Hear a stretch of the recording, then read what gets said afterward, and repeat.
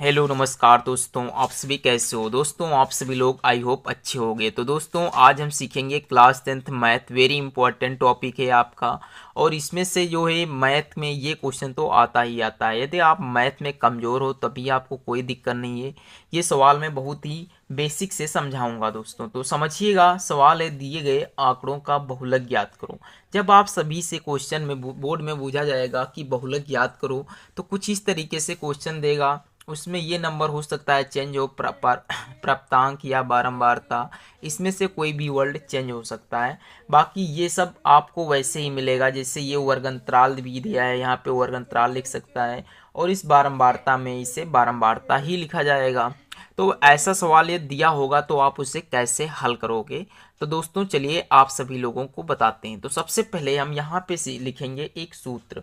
जो इसका सूत्र होता है बहुलक का, वो हम यहाँ पे लिख ले रहे हैं। यहाँ पे लिखिएगा बहुलक बराबर, समझिएगा दोस्तों। सबसे पहले सीखिएगा बहुलक का सूत्र क्या होता है। तो बहुलक का सूत्र होता है L प्लस, यहाँ कोष्टक में लिखिएगा F1 माइनस F0 अपान में लिखा जाता है 2F1 माइनस का F0 और माइनस का F2। इतना लिखने के बाद में मल्टीप्लाई H रहता है। H का क्या मतलब होता है आप सभी को समझाएंगे, समझिएगा। ये हमारा बहुलक क्या सूत्र है, आप इसे जरूर नोट कर लीजिएगा अपनी कॉपी पे। बहुत ही इंपॉर्टेंट होता है, क्योंकि इसके बिना आप मैथ में बहुलक निकाल ही नहीं सकते हो। तो समझिएगा इसमें एल क्या होता है और एफ क्या होता है। तो सबसे मैं पहले आप सभी लोगों को हम बताते हैं, तो ध्यान से समझिएगा। तो ये समझना ये होता है, यहाँ पे सबसे बड़ी, देखिए इस बारंबारता में हम देखते हैं सबसे बड़ी संख्या कौन सी है। तो यहाँ पे हम देख रहे हैं सबसे बड़ी संख्या हमारी 8 है। क्या है? 8 हमारी सबसे बड़ी संख्या है। तो इसे हम लिखते हैं, इसी के सामने जो संख्याएं दी होती हैं जैसे कि ये है, तो इसे L1 माना जाता है और इसे L2 माना जाता है। तो ध्यान रखिएगा, इसे L1 मानते हैं और इसे L2 मानते हैं। तो यहाँ पे हम लिख लेते हैं कि जो जो संख्याएं दी गई हैं वो कौन कौन सी हैं। तो ध्यान से समझिएगा। L1 यानी यहाँ लिखिएगा दिया गया है। क्या क्या है? दिया।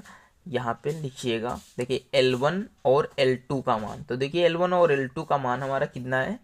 10 से लेकर 15 तक। ये हमारा क्या है मान? L1 और L2 का मान है। अब यहाँ से समझिएगा ध्यान से। और क्या सीखना है, जैसे कि इसमें F1 दिया है। तो F1 कौन होता है? देखिए शाम से आप समझिए, जिस संख्या को हमने शुरुआत की है ना, शुरुआत किया है, तो इसी को हम मान लेते हैं F1। अब इसके बाद में क्या आएगा? F2 आएगा। और इससे पहले क्या आएगा? 0 ही तो आएगा, तो F ही 0 हो जाएगा। तो यहाँ से हमारा जो F0 का मान आया वो कितना आया? 2 आया। F1 का मान आया वो कितना आया? 8 आया। और F2 का मान जो आया वो हमारा 5 है। कितना है? 5 यानी 5 है।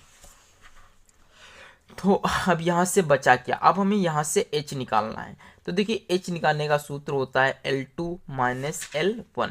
तो L2 का मान हमारा कितना है? 15 और माइनस का 10, तो कितना आ गया? 5 आ गया। यानी हमारा जो 5 आया ये h का मान है दोस्तों। अब हमें क्या करना है? यही मान इस संख्या में पुट कर देना है बस, और बाकी तो सवाल हमारा हल ही है, समझ लीजिएगा। दोस्तों अगर जो वीडियो अच्छी लग रही हो तो प्लीज़ एक बार इसे शेयर कर दीजिएगा अपने दोस्तों को, समझिए।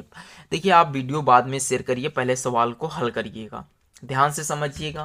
यहाँ पे हम मान रखेंगे एल का मान हमारा कितना है? 10, यानी यही तो एल का मान। तो हम यहाँ कितना लिख देंगे? 10 लिख देंगे, प्लस लगाएंगे। और इस कोष्टक में लिखेंगे F1 का मान कितना है भाई साहब? यहाँ देखिए F1 का मान कितना है?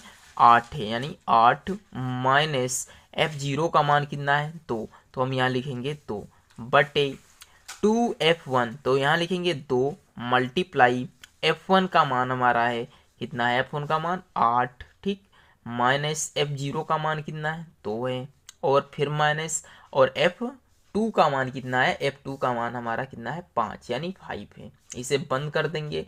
मल्टीप्लाई H का मान हमारा कितना आया है? 5 आया, वो हमारा ये है। अब समझिए, इसे और हल करते हैं, अच्छे तरीके से हल करिएगा। अब तो इससे अच्छी तरीके से हल करना ही पड़ेगा। जैसे समझिएगा 10 लिखेंगे, प्लस लिखेगा। सबसे पहले तो ये बीच वाला हल करेंगे ना, तो 8 से 6 जाएगा, कितना बचेगा?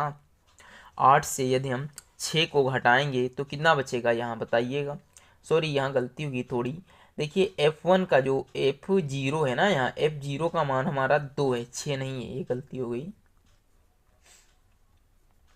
8 से ये 2 घटेगा तो बचेगा 6, ऑब्लिक 8 दूनी कितना होता है 16, माइनस 2 और -5 हो गया कितना -7, बटे मल्टीप्लाई हो गया 5। अब देखिएगा 10 लिखते हैं ज्यों का त्यों, और समझिए 6 और 10 16, देखिए 6 का पहाड़ा आप 5 में पढ़ दीजिए तो 6 पंचे कितना हो जाएगा 30 हो जाएगा।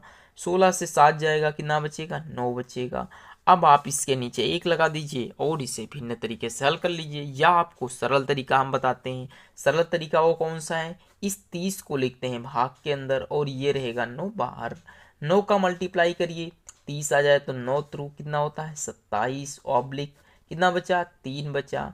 अब यहाँ पॉइंट लगाएंगे, 1 जीरो और बढ़ाएंगे तो 9 थ्रू 27, यानी हमारा ये रिपीटेड होता ही रहेगा। तो 3 पॉइंट कुछ करके आएगा, तो यहाँ लिखेंगे 10 प्लस 3.33। अब देखिए दशमलव की संख्या को जोड़ते कैसे हैं, ध्यान से समझिएगा। दशमलव के इधर वाली संख्या को इससे जोड़ दीजिए, 3 को 10 में जोड़िए कितना हो गया 13 हो गया, दशमलव लगा है 33 आ गया। तो ये हमारा जो संख्या आया है ये हमारा बहुलक प्राप्त हुआ है, दी गई संख्या का क्या प्राप्त हुआ है बहुलक ज्ञात हो चुका है। तो आई होप आप सभी लोगों को ये वीडियो समझ में आई होगी, और ऐसे सवाल सीखने के लिए आप हमारे चैनल को सब्सक्राइब करिए, और मिलते हैं नेक्स्ट डे पे। तब तक के लिए जय हिंद जय भारत।